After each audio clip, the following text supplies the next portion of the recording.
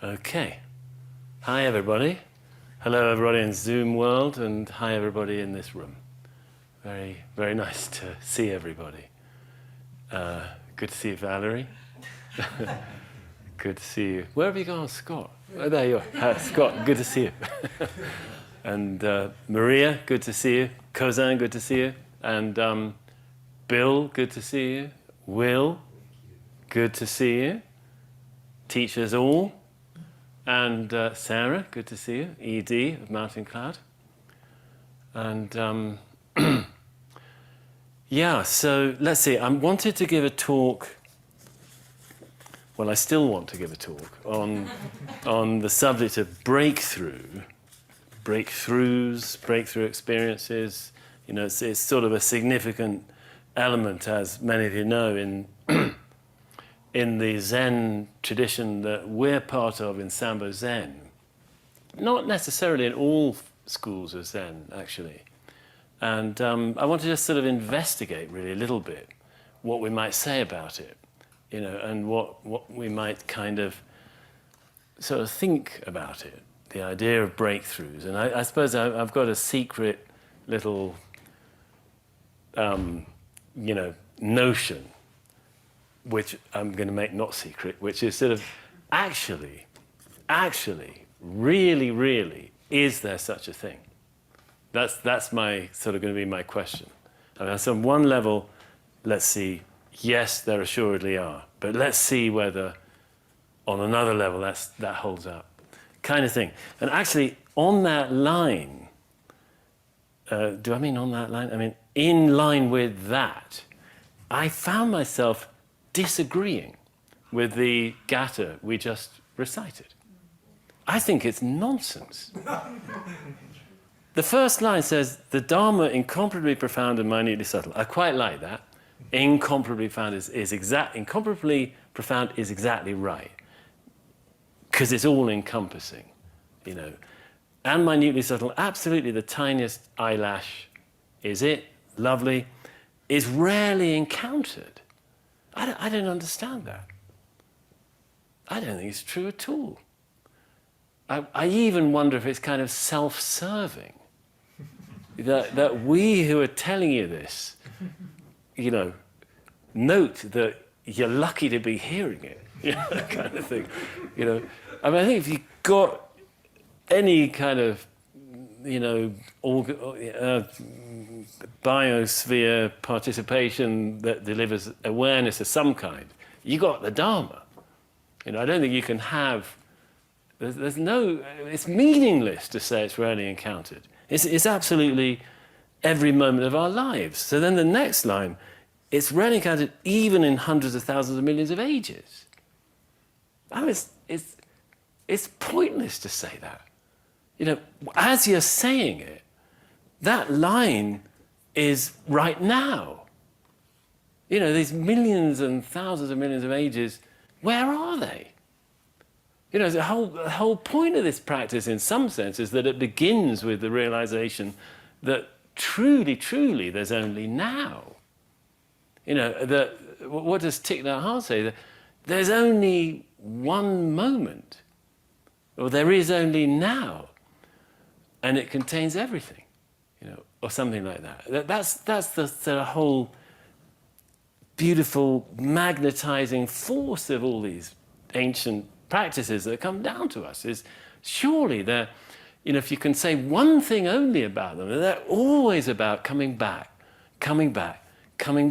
to now. Wonder, a worship, a lover of leavings. No matter how many times you've left, come back. Even if you left 1,000 times, come back. Ours is not a caravan of despair. Come back again and again. Come back. You know, that's the Dharma as a practice message in a nutshell. It's here. It's now. So what is this nonsense about you can never find it, not even in billions of kalpas? Even though we might like the conceptualization of billions of ages, it's rather remarkable that there is an Iron Age tradition that could imagine billions of world systems each world system having billions of worlds in it. It's rather like today, cosmology today. You know, billions of solar systems in our galaxy and billions of galaxies. It's incredible when you compare that worldview of Mahayana Buddhism earlier and Vedic thinking. When you compare that with what was going on in the sort of brutal, crude Middle East at that time in terms of its thinking, it started when this happened, and that Western view persisted. You had Bishop Ussher, I know I'm dancing around a bit, but Bishop Ussher, many of you heard of him, 17th century, Irish bishop, calculated October 23rd, 4004 BC. That's when the world began, And it starts then and it ends whenever that day of judgment is. The whole thing wraps up then. It's a single line, that kind of linear thinking, beginning and end. We didn't really break out of it until, Copernicus and Galileo started to shift a bit, Newton. I don't know, when did we get, I don't know when we got to the grander vision in the West. I think it was even 20th century. And Vedic thought had it, they had hundreds of thousands of millions of ages, 2,700 years ago. It's quite impressive. But I still think it's nonsense in terms of this message, that you only encounter the Dharma extremely rarely.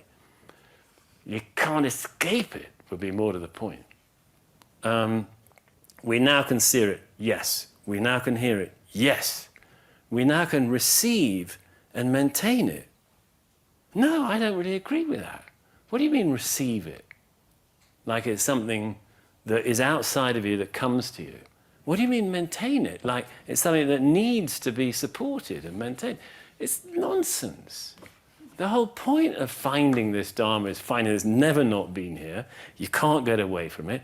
It's not like it's something you find and receive. It's just, I'm sorry, it's just hogwash in an antiquated terminology. And may we completely realize the Tathagata's true meaning. I don't know quite what to make of that. I'm sure I haven't done it. Anyway. So all that aside, what is a breakthrough?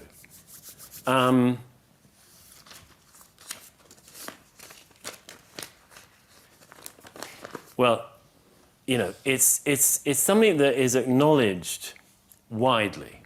First of all, well, let's just take that in. For example, I've got a lovely little book here that I strongly recommend. Aha, The Moments of Insight That Shape Our World, by the philosopher William Irvine, and Irvin, I think, actually, he pronounces it. And he goes through, in this book, it's a very nice, easy read, he goes through different kinds of aha moments. Moments when a perspective has some kind of radical shift. He talks about moral aha moments, moral epiphanies, and there's a famous one that I imagine some of you will know that he narrates in this book about Clarkson. I've just forgotten his first name.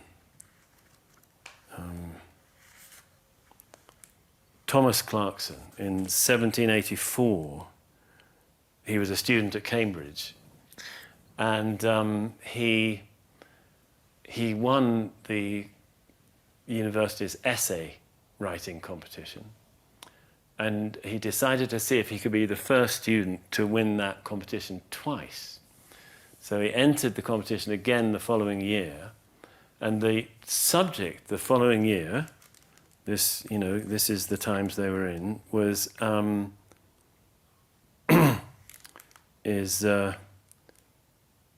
sorry to have got the page, but not the exact. It's a question. Is it morally acceptable to to force another human being into slavery. And he wrote his essay on that, and he won first prize again, and had to go and read his essay in London as part of the sort of honorific for the prize winner. And while he'd been writing it, he had become completely persuaded that it was not okay to enforce slavery on another human being. And that's what he argued in the essay. And while he was, so he'd written this essay and realized it's very wrong. And then months later, when he was journeying to London to deliver and read the essay in front of some, august audience, I guess, on the journey, he realized something else. And this William Irvin distinguishes this important thing. It's one thing to have a moral epiphany, but on the way to London, I can't remember, the horse had to stop or something, and he was looking at the bushes or something, and he suddenly hit him that actually there was a consequence for him personally. He had to try to do something about it, about slavery. It wasn't enough just to have realized that it was morally reprehensible. There was an injunction on him to do something about it. And he did, and he actually was really the spearhead of the abolitionist movement from then onwards till the abolition of slavery in the British Empire in 1807, and then the abolition of slavery, did I get that right, throughout the 1833, was I think the abolition of the slave trade, which carried on until then. So British ships could no longer participate in the slave trade. So there's a moral epiphany, and it's a kind of breakthrough because he's been living in a certain received moral world, and he thinks about it, and he realizes it's wrong. It's not like, and there's a framework that he had to break within himself to come to that realization, and then a further one to realize his own imperative to do something about it. So this ties in with the great Swiss child psychologist Piaget, who I know a number of you will know his work, who said that in child development, there are sort of two kinds of learning. One is he called assimilation, and the other he called accommodation. And the way, this is pretty crudely and inexpertly put by me, so please don't hold me to account. You could read about it and get it. You could probably get it on Wikipedia better than I'm about to tell you. But basically, as I understand it, in assimilation, a child has a sort of framework for understanding and can absorb new information into it. But sometimes they hit a new piece of information that can't fit in their worldview.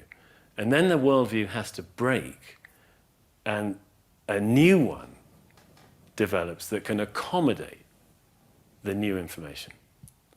So I remember very vividly being sure that when I was thinking about space, our garden ended in a brick wall.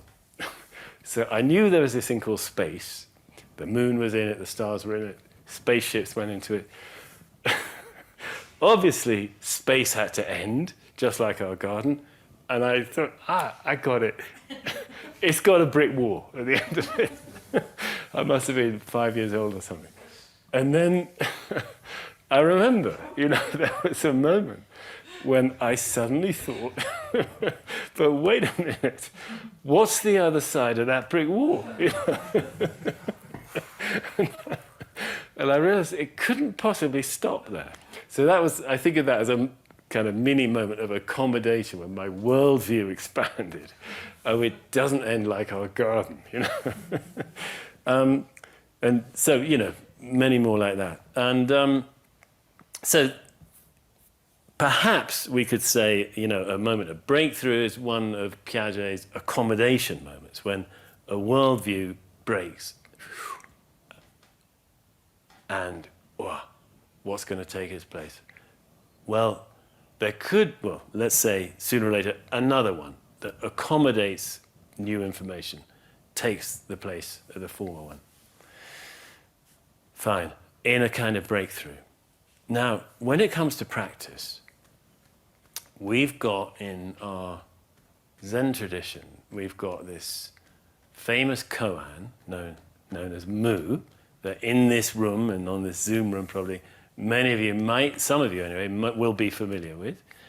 Perhaps a good number of you are not familiar with it, become more familiar with other traditions or other styles of Zen. But Mu is a koan, and a koan is a little verbal formula that has a special kind of capacity to deliver a moment of a certain kind of breakthrough or breakdown or Piaget-style accommodation, meaning a worldview breaks. And what replaces it? Well, in the ideal situation in Zen, basically nothing replaces it. But that may take some time, because maybe we'll have a breakthrough because of this little weird koan Mu, or maybe some other koan, or maybe nothing to do with a koan, but we'll have a breakthrough of some kind where, whoa, things aren't the way I thought. And then we'll start usually, commonly, trying to rebuild a new world, a new worldview, where we can accommodate what we just realized. And in the most well-known sort of presentation of this koan Mu, which was by a 13th century Chinese master called Wu Men, almost contemporary with Dogen, although he was born a little before. So this is, he was born in something like 1180s and lived till the 1260s, whereas Dogen was born in 1200 and lived till 1253. So Dogen had a shorter life, but they were contemporaries, basically. So Wu Men, he compiled a book of koans called the Wu Men Guan, or the Mu Mon Kan, which literally means no gate barrier. Mu Mon Kan, Wu Men Guan, or no gate gateway, or as it's often translated, Gateless Gate. So you got the idea that there is a kind of barrier to break through, a kind of gate to push open, and yet at the same time, it's not a gate, it's a no-gate gate. It's a gateless gate. What on earth does that mean? Well, we'll see. But in his presentation of it, Wu Men has a sort of commentary that he writes about the koan, which begins, in the practice of Zen, the essential thing, I'm paraphrasing, is to break through the barrier set up by the ancestors. What is the barrier? It is this one word, Mu. And Mu, well, let me just see, I'll just slow down, but I don't want to get into Mu too much right now. Just looking at the fact that he says there's a barrier to get through if you want to really taste this sumptuous, delicious, sweet nectar of the world of Zen. Again, paraphrasing. If you want to get what we're really sharing here, it's a little bit like this thing we were reading, the dharma. If you really want to get it, it's very rarely tasted. Mumon said, if you really want to get this Zen, you got to break through the barrier actually put up in your way by the ancestors. And that barrier is Mu.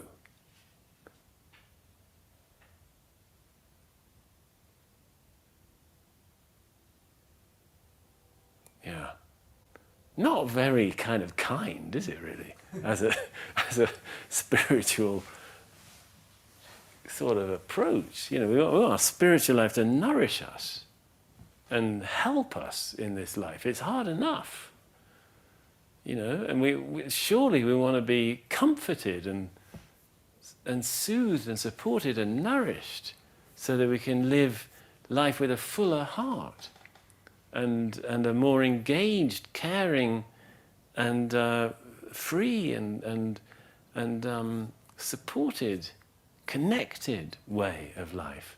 And here's this great spiritual master saying, there's a barrier, and you've got to somehow crash through it, or leap over it, or something. It's a high bar. I don't know. It's a very different approach to many other traditions, actually, which would be about succor, right? I mean, SUCCOR, right? Succor. We want to help you in your human crossing of this veil of woes that life is. Life is, of course, it's got many beauties and treasures and things we can learn more and more to appreciate, but it also has a kind of unavoidable loss and suffering and grievous loss and, you know, catastrophic losses. And many of us will know this already, and those who don't will find out. You know, things are going to happen that aren't in accord with what we want. So how is this actually helpful to be told there is a breakthrough available, but and on the other side of it there's tremendous peace and energy, and because he goes on in this commentary, Wu Men, to sort of recount why it's so good. You'll dance on the edge of life and death, totally free, in glorious samadhi for the rest of your days, you know. And but you've got to pass this barrier.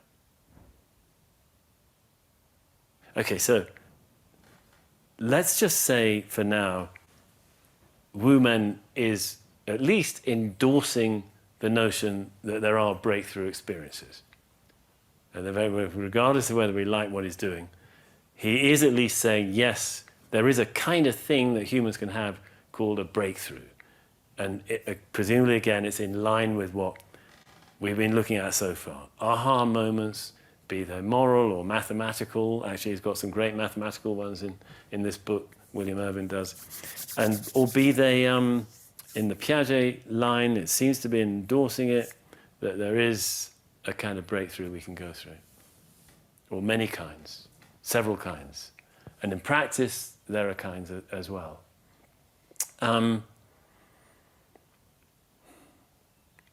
Let me just see how I'm doing for time. Not very well. Okay. I'm afraid, folks, this might be a part 1 and a part 2 talk, because I don't think I can get to everything I wanted to say in the time available without exhausting your knees, because so many of you are down on the ground. Thank you, fellow chair friends, you know, who've learned the wisdom of the chair. And kudos to all you folks on the floor. I mean, I wanted to really basically take us through more accessible kinds of breakthrough. And I wanted to invite the idea that in many sort of levels of our practice, whenever we have a subtle shift that suddenly makes things easier in practice and in life, it is a little breakthrough. Like, you'll know, I'm sure, like me, that in a standard sit, you've had a busy day, you plonk yourself down in the evening to do your second, at least, sit of the day, I hope, and your mind is wandering, and you don't even notice it, and then you notice it, oh yeah, I haven't been here, I've been off planning, remembering, and you recognize that, and then, oh man, I was off again, and wow, I was off again. And then you might check in and feel how your emotion center is doing, your heart area. And I say, oh man, actually there's a little bit of something uncomfortable there. And you might find yourself able to feel that, sense that, and let it be present. And as you're letting it be present and you're aware of it, you find, lo and behold, thoughts have gone quiet because you're just feeling this thing, and the thing is in your body, and your body doesn't do time travel. Your body's always in the moment, and you're resting with it, and then something again shifts that suddenly means you don't mind it being here. It had been uncomfortable, and it's no longer uncomfortable. You don't quite know why, because it hasn't actually changed, but it's no longer uncomfortable. And in fact, probably what's happened is that the aversion to it has popped. You're no longer averse to it. You just let this thing be here. And because you're letting it be here, you're present. And maybe, if this is just one way it can go, you then feel a strange openness, a quality of a kind of pervasive transparency, maybe, watery, clear, aware, warm, tender. Could be any of those things. You find out what you find. But in any event, what's happened is that something has kind of broken a little bit. First level was the entrancement of thinking, which repeated itself a bit, and then it was broken. And you're able to actually be here. Then there's the kind of, enthrallment's too strong, but the sort of cyclical attraction of an emotional state, particularly a negative one, uncomfortable one, that we can get kind of drawn into. They're quite magnetic for our attention. And suddenly, I didn't need to resist it. That's broken. Resistance to it, aversion to it, has kind of broken. And what has that done? It's opened up something that's really hard to define, but it's a little bit like a sort of general space of allowing, because we're not resisting, we're letting things be. And that kind of opens up awareness. I think none of what I described so far would qualify as Wu Men's breakthrough through the great barrier, but they are kind of little breakthroughs, and they're really nice. They really change how we feel about our life. They change how we experience ourselves. They somehow can even change our sense of our relationship with the world, because that kind of little shift tends to make us feel more open. It's a little bit intangible, but it's a kind of openness to the world around us. That's part of it. And so my contention is that these little shifts that I think are the way practice tends to sort of work in the moment are all somehow characterized by a little bit of a sort of break. One way of experiencing sort of tears a little bit. And it's slightly different. Our way of being, our way of experiencing becomes slightly different. And it's not a mega catastrophic, cataclysmic awakening, but it is a kind of little breakthrough, or break out, or break in? I don't know.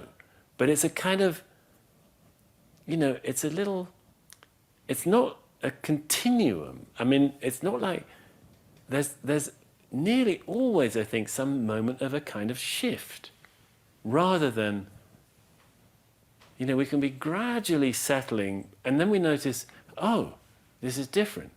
I've settled, I'm speaking quite personally, that's how I find it, So multiple, minor, marginal, sometimes really subtle breakthroughs are very good, are very, very good.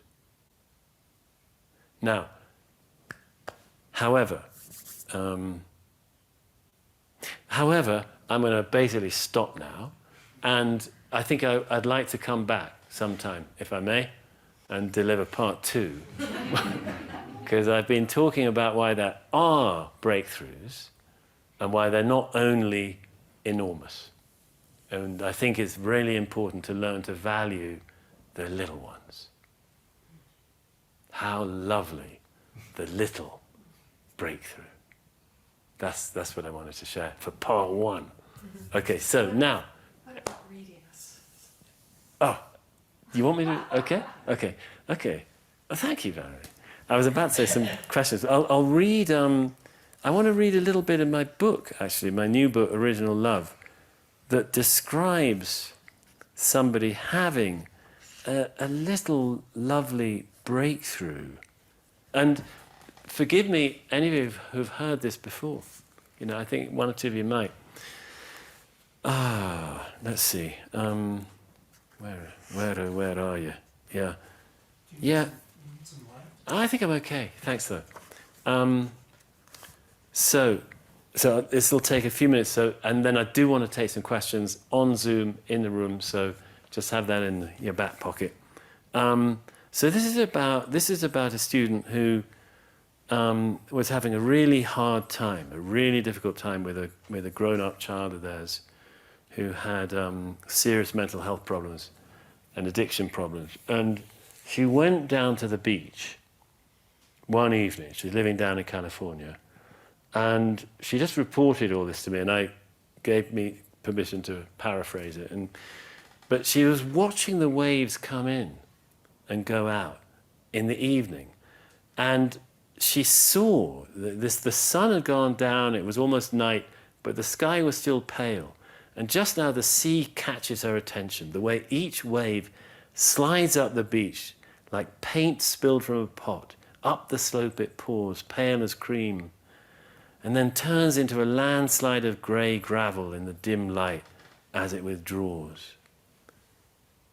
and leaves behind a tile of sky-like sheen. Then all the shiny tiles suddenly fade, draining down into the darkness.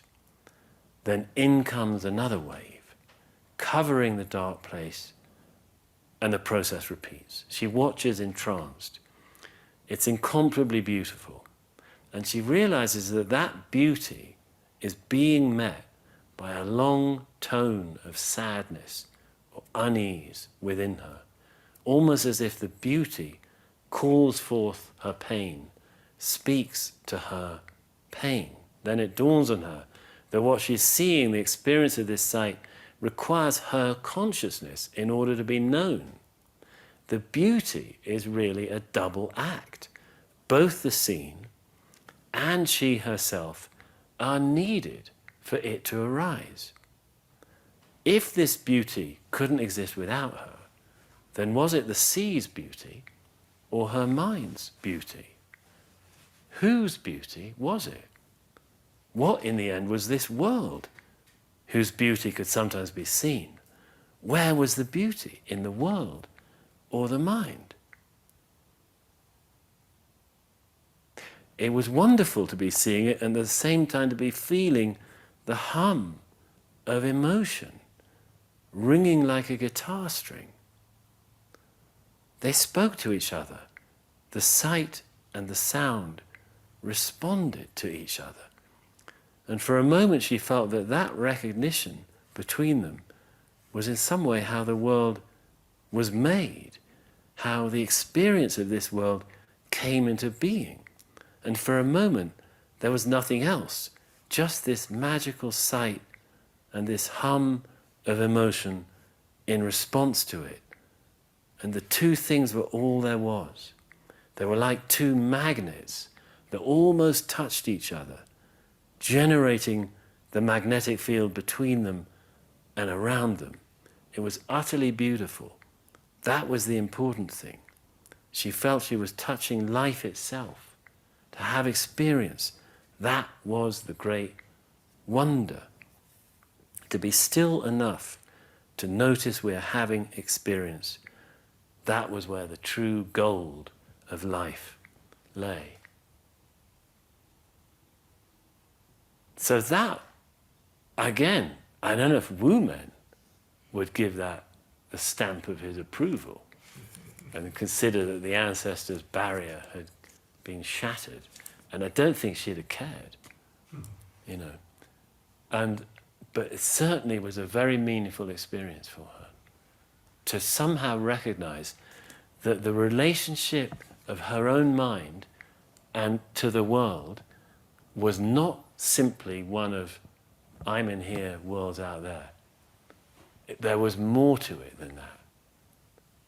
And probably, if we're being schematic and analytical, it wasn't perhaps a full-blown awakening, I don't know. You know, but man, it was something. It was a shift. It was a breakthrough of some kind to not be so convinced that, you know, I am simply this isolated skin bag with its brain and the world's out there. You know, somehow that worldview is actually seen in this moment to be wrong. It's a Piaget moment. That worldview, I'm in this skin bag and everything else is outside the skin bag, actually, which is so intuitive to us and so drilled into us, we conditioned ourselves into it, our culture conditioned us into it, and it's wrong. This is a moment of recognizing that's not the whole picture. Okay, so how about any questions? Thank you, Valerie, very much for asking. Yeah. Any questions? Let me have a look on the Zoom. By the way, Zoom folks, thanks for being here with us. And if you have a question, I think probably, don't know if I can manage this very well, but either raise a hand or put it in the chat if you're on Zoom, and in the room, I think raise a hand. Yeah, the question might be, can we go home now? That's okay. That's okay too. Yeah. Thank you. Very synchronistic talk and really appreciated it. As you were talking, I was thinking about the notion of kind of a breakthrough, and I realized that in a certain sense it's emerging with two spaces that kind of pre-existed the barrier or already existed. So is there a usefulness in the term breakthrough because of the subjective experience, or would it also be fair to call it like a unification? Or I think of like the term religio and like the binding and the gathering and the uniting, and how might that term inform the experience as well? Yeah, that's beautiful. You know, there's this in just forgotten his name. The young Tibetan master who's a son of Tulku Urgyen Rinpoche, who wrote the book Awake in the World, or In Love with the World. Mingyur Rinpoche, exactly, thank you. He describes a moment, you know, he nearly dies in it. I don't know some of you may have read it. I kind of don't want to do any spoilers, actually, but I will say this, that he's working with this image that's traditional, scriptural in Tibetan Buddhism, of individual consciousness being like a little cup. And actually there's an ocean of consciousness. And the little cup, the purpose of the little cup is to dissolve. and learn that it's part of the ocean of consciousness. So it's very in line with your image, actually, of merging. And I think that's probably rather a better image. Actually, my wife used it recently of an experience she had where it was just like that. We've got this little pot that's what we think we are. And we don't realize that we're entirely, you could say, a space in a little pot and a space all around the little pot. And actually the little pot, I would say in practice, it can become a bit more translucent. From being a glazed ceramic porcelain pot, it becomes, with a shiny glaze on it, that's very impermeable either inside or outside, great for drinking hot tea in, for example. It can handle that. It becomes a bit more permeable. The glaze starts to wear off. And we're down to the clay, and the clay is porous. And actually, if you pour tea in it, the tea will tend to seep out now. That's good in terms of practice. The pot is becoming more porous, more permeable. And then it becomes more, gradually a patch turns into, weirdly, glass. How did that happen? And then another bit down here becomes glass, and then the whole thing becomes glass, and then the glass starts to get worn down thinner and thinner. And then, I suppose a moment of kensho might be when suddenly the glaze is gone, and it's glass, or there's a hole suddenly, but in time, the pot is revealed as never having been there. That's the real point. It's never been there. There's a famous koan, picking and pecking, Kyosei, number 16 in the Hekigan Roku, I think. He says, the student says, Master, I want to break out. Please peck from the outside. I'm picking from the inside. Please peck from the outside. Down there's a chick in an egg, and there's the hen will help. It hears the little chick tapping, trying to get out of the egg, and the mother hen will start pecking from the outside to help the chick break out. So the image in this koan is of the student saying, "I'm trapped in this egg. Please help peck from the outside so I can break out of it." And the master doesn't take it at face value. He says, I could do that, but everyone would laugh. Oh no, but would you be alive or dead if I did? And it's actually it's rather a sort of high-level dharma combat in the koan. It's rather a tricky koan. But the image in it is that. And actually, the point, I think, in a sense, we could say, the breakthrough is realizing there was nothing to break through. The breakout is realizing there's nothing to break out of. There absolutely isn't a pot. So, I think in terms of experience, it's right. It feels like a merging. It feels like the discovery that we've never been separate. But always that we never have been. And that I realize my sense of being a separate self, that was an illusion. I'm a little hesitant to say it's entirely illusionary. There's aspects of being a person in the world that are beautiful and we don't want to lose, actually. And I think more and more in practice, we don't need to. But there certainly is the moments when it goes from, oh my gosh, I am not separate, nor have I ever been.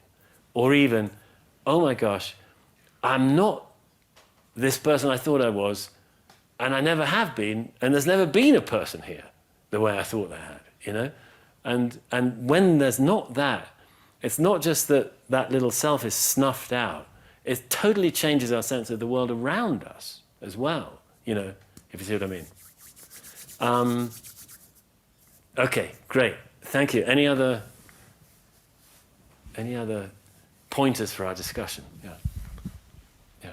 Henry, I wonder if this is breaking through the barrier and the method of doing it, if that's also cultural. Chinese, Japanese way goes one way, the Western way is different. But I remember my little son who was playing the violin, and sometimes I would say, do this again, it's not so good. He says, Mom, but the teacher says it's fine. And I said, Benjamin, But see, I'm the German mom, and the encouragement always, no matter what. And my experience doing Zen practice in Kyoto was that I was working with Mu and monk in the temple. I had to ring the bell, come in, and for 1 year he was just shaking his head. And then when I left, he thanked me for my practice. And it helped. It was helpful. Yeah. So I see both sides. Thank you. And Maria, you would know very well from your deep experience in Chinese Buddhism with your Dharma master. The Chinese are kinder, but the Japanese, each has its own approach. Yes. I remember that moment in the lovely book by Soko Morinaga Roshi, The Ongoing Lesson in the Extent of My Own Stupidity, when he does finally have a breakthrough and goes to see his master in the middle of the night against all protocols to tell him. And his master's so happy and gentle. And, I'm sure that's a very good point. You could. It's pedagogy, really, isn't it? How do you do it? This way or that way? But I do think, from my sense these days, is that a lot of us in the West need more encouragement than, no, you haven't got it yet. But I've just made this enormous shift in my life to start meditating daily. And you're telling me I'm not, that's not good because there's this great barrier I've got to get through. It's not very encouraging. So I'm sorry, let me see if, I think there's one in, okay, that's just, that was some encouragement for me actually, coming in on the chat. Any other questions? Okay, so it is, can we go home now? Yeah. Yeah. Well, I want to thank everybody for coming along, both in Zoom and here in the Zendo. And it's kind of nice to be here on a beautiful evening, isn't it? And you folks I hope you can get some flavor of that on Zoom. It's a lovely twilight coming in. The trees on the south side of the valley are deep red. It's that gorgeous time when green turns red, if you know what I mean. Actually, as somebody who's colorblind, green-red colorblind, I don't know if I get it more or less than the rest of you, but yeah. Oh, great, thanks. Yeah. Your invitation to us just now, and this whole invitation, be it Mu, be it softening, encouragement. But I just recall, we're here on the full moon, and here you are. And I don't know how many years ago I was listening online, and you were giving a talk, and it had been, some time ago, and it was a full moon. And I think the Tan might still have been in here, but the moon was just coming in, flooding, and you stopped and invited everyone on one side of the room to just move over to the other side so you could all gaze at the moon. And I'm at home just listening, and that moon just filled everywhere. So, so glad you're here. Thank you. Thank you very much, Valerie. I remember that, or I think it might have happened a few times. Bill, you'll remember some moon gazing, right? Yeah, and Will, I think he will too. Yeah, it was a thing. It was sometimes happened. I think it still is. There was a sense that that moon is actually giving a Teisho worth listening to. Yeah, and sometimes thunderstorms would take over as well. They're really telling it like it is, Yeah. Okay. So we have another chant. If this might, I don't know. Let's take a look. Let's see what we think of this. Yeah. Yeah.